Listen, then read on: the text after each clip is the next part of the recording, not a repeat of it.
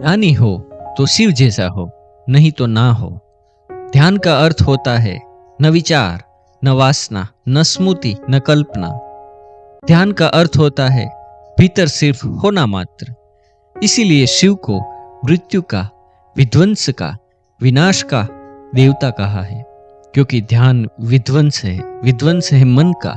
मन ही संसार है, मन ही सृजन है, मन ही सृष्टि है। मन गया कि प्रलय हो गई। ऐसा मत सोचो कि प्रलय होती, ऐसा मत सोचो कि किसी दिन सब खत्म हो जाएगा। नहीं, जो भी ध्यान में उतरता है उसकी प्रलय हो ही जाती है। जो भी ध्यान में उतरता है उसके भीतर शिव का पदार्पण हो जाता है। ध्यान है मृत्यु, मन की मृत्यु, मैं की मृत्यु, विचार का अंत, शुद्ध चैतन्य दर्पण जैसा। तो एक तो यात्रा ध्यान की, और फिर ध्यान से ही ज्ञान का जन्म होता है। जो ज्ञान ध्यान के बिना तुम इकट्ठा करते हो वह ज्ञान नहीं, वह धोखा है। जो तुम शास्त्रों से, सिद्धांतों से, दूसरों से, अन्यों से तुम जो इकट्ठा कर लेते हो वह ज्ञान नहीं। ज्ञान तो जन्मता है ध्यान से। ध्यान है शुद्ध बोध।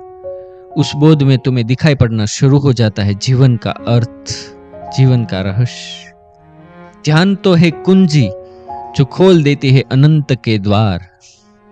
ध्यानी नहीं शिव सार सा, ज्ञानी सा गोरख। और गोरख कहते हैं आज न कोई दिखाई पड़ता है शिव जैसा, जिसने शिव को पुकारा हो, जो शिव जैसा हो गया हो।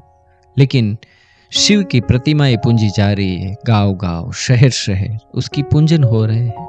जितनी शिव की प्रतिमाएं हैं उतनी किसी और की भी नहीं, क्योंकि आसान है एक गोल पत्थर किसी भी वृक्ष के नीचे रख दो, शिव की प्रतिमा निर्मित हो जाती। शिव की जगह जगह पूजा हो रही है, लेकिन शिव पूजा की बात नहीं है, शिवत्व उपलब्धि की बात है।